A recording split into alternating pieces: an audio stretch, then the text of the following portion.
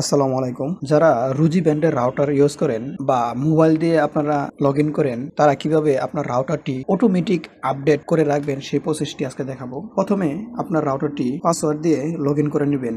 Log in করার পরে আপনার সামনে এরকম একটি অপশন চলে আসবে। আপনারা এখানে দেখতে পারবেন কয়টি ডিভাইস আপনার মোবাইলে কানেক্ট করা আছে। তারপরে আপনার অটো আপডেট করার জন্য আপনি চলে যাবেন মোর অপশন, নিচে দেখতে পারবেন মোর অপশন। এই মোর অপশনে একটি ক্লিক করবেন। ক্লিক করার পরে একদম নিচে চলে যাবেন।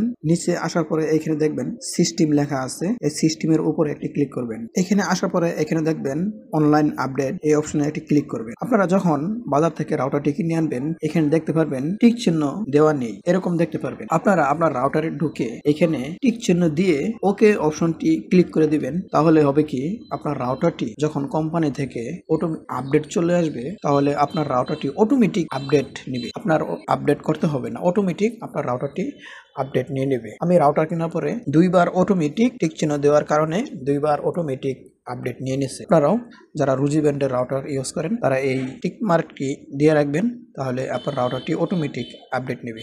ওকে।